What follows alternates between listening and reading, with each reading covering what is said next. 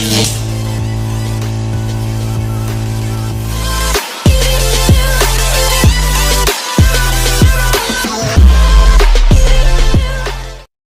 yung puno niya. Pagkatapos yan, mga idol, tabunan natin para hindi siya mapasok ng hangin. Kasi pag pinasok ng hangin to, pag hindi matabunan ng maayos, yung ugat niyan pwedeng matuyo, mamatay. Hey guys, gagawin ko ngayon ay magtatanim ng rambutan, grafted rambutan. Tatanim ko siya ngayon.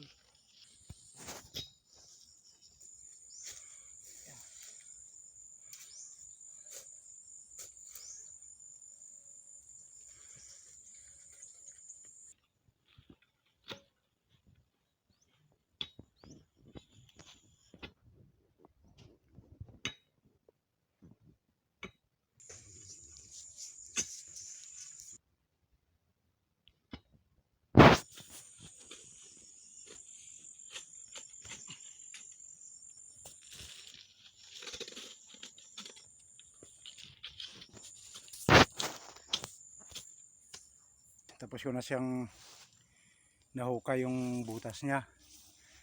Tapos yan, ito, kailangan tong plastic na to, punitin natin yan bago natin ilagay sa butas yung tanim. Ay, iwain natin tong silupin kasi mahirapan akong magano. Unit.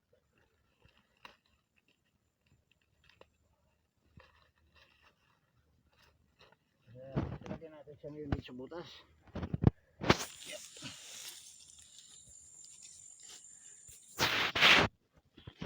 Tinggalin ko itong mga silupin.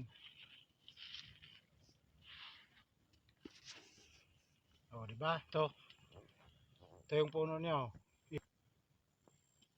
Pagkatapos yan, mga idol, tabunan natin para hindi siya mapasok ng hangin. Kasi pag pinasok ng hangin to, pag hindi matabunan ng maayos, yung ugat niyan pwedeng matuyo, mamatay.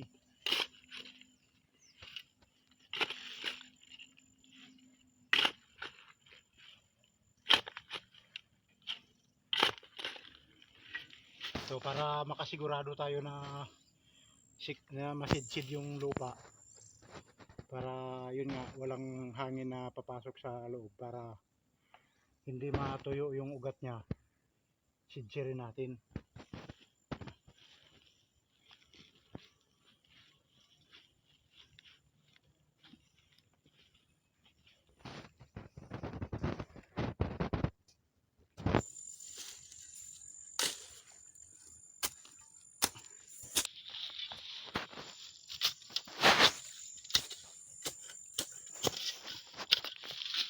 Diba? Ganun lang kasimple magtanim ng rambutan. Pagkatapos ito, para nakatayo to, lagyan natin to ng lagyan natin ng poste o siya sa istaka. Mamaya ito lagyan ng puputo ito. Ayan mga idol, ito na yung naitanim namin. Yan. Tapos na to. Tapos yan na yung sinasabi kong istaka para pag palatandaan na may tanim. Lipat pa tayo sa kabila. Si Armero. Hey guys.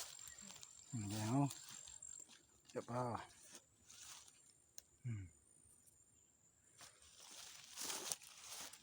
Pag na to, makarecover na siya,